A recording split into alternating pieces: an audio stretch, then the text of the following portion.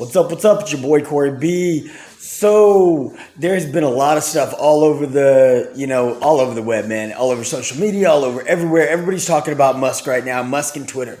So let's talk about it for a second. Why is it a problem for Musk's actions towards in efforts to purchase Twitter? Okay. So a lot of people think this is all about free speech and we should just be able to, say whatever we want without being censored and all this stuff. And then if this is what it's about, then he's doing something good because he's trying to help us. And don't get me wrong, let me say from the jump, if you've ever been following me or if you paid attention to any of my posts or videos before, y'all know that I'm a fan of Musk. Musk is a boss and he's doing great things. But in this regard, he's doing what so many other people would do, so many of us would do if we had the options. He's not preserving the American freedom. He is preserving his own freedom. He is trying to preserve what he wants. What he wants is be able to take a public traded company and make it private. He's already voiced that. He's explained that. Well, see, the problem with that is that there is many shareholders who hold in Tesla right now. In Twitter right now. And so all these shareholders that hold a stake in Twitter is not a huge, by any means, it's not a huge investment. But, any small investment, doesn't matter if the share is $5, $4, $12, anything can turn into a lot if you have enough shares and if it grows over time. And people have bought into Twitter believing that it's going to be something, which is, that's not the relevancy right now. The relevancy is that people own shares of Twitter. They bought those with intention. Now, some people have held on to shares of Twitter for a long time now, so their stocks have gone up and they have, if they were bought out, they would actually win right now. They would score. They'd be like, oh, okay, well, I just made a huge profit on what I invested 5 years ago, 10 years ago, whatever. So people think, well, how is this a loss? Because if they believe in the company growing and being more valuable in 5 years from now, which I don't necessarily think it will, but, maybe it will, maybe it won't.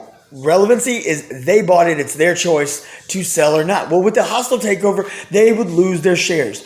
They would essentially, people like me and you and any of us who have shares in Twitter, I don't. I have shares in a lot of things. Twitter's not one of them.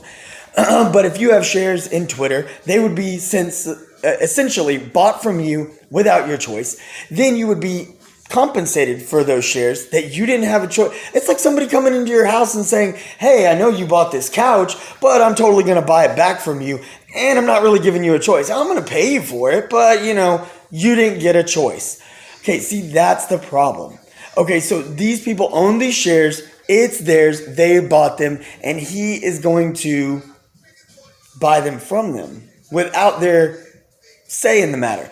Okay, so then after that happens, with him taking the company private, then the shares would be solely his. He would own the company. Nobody would be able to buy into the shares or stock of that company anymore, which would honestly most likely devalue the company. But he doesn't care about the value of the company because ultimately what he wants is the freedom to say things that he wants. He's talked about it before in interviews where he's toyed with the idea of building his own social media platform. And the reason he's chosen not to, he spoke freely and honestly about this just a couple of weeks ago when he was saying, you know what, Twitter is right there. I enjoy using Twitter. I've got a lot of followers on Twitter. There's so many other people here and there all over Twitter, all over the globe. So why try to reinvent the wheel when it's already there? I'll just buy what's already there and use it for my leisure. I will use it for my freedom. He will use it for his freedom to do what he wants to do. And yes, he's not taking away the platform.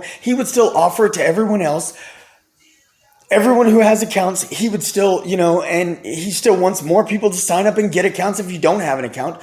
So he's not stopping the company or platform from being there, but he's taking away the shares from the investors who have invested into it. So, like I said, he's not necessarily doing anything wrong, and there's nothing wrong with it. But the reason the board is trying to stop it is because their job is to protect the shareholder, protect the investors, and to ultimately preserve the value of the company, which, a lot of it's gray, a lot of it's speculative, whether the company would actually devalue, the company would increase in value, the company would gain followers or lose followers. All that stuff is speculative. At the end of the day, their responsibility is to the shareholders which they would essentially be stripping their shares from.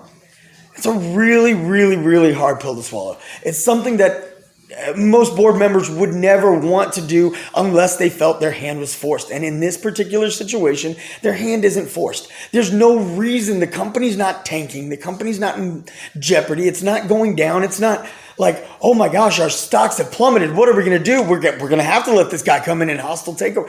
That's not the case. Now, if this company was in jeopardy, if the stocks were tanking or something like that, then he would have a valid point to say, hey, let me take over this company. I'm going to absorb it. I'm going to compensate all those shareholders. I'm going to set it right for those because you guys aren't getting it done. But his only real platform, or his only real stance, so to speak, is that the platform isn't allowing him to say all the things that he wants to say on their platform. It's not his. He doesn't own it. Now that he's a stockholder, but he was literally only the majority shareholder for less than a day. He didn't even reach 24 hours before the Vanguard Holdings upped their stake, which they already had a stake, and they upped their stake, and now they're just slightly above his, so now they are the top shareholder.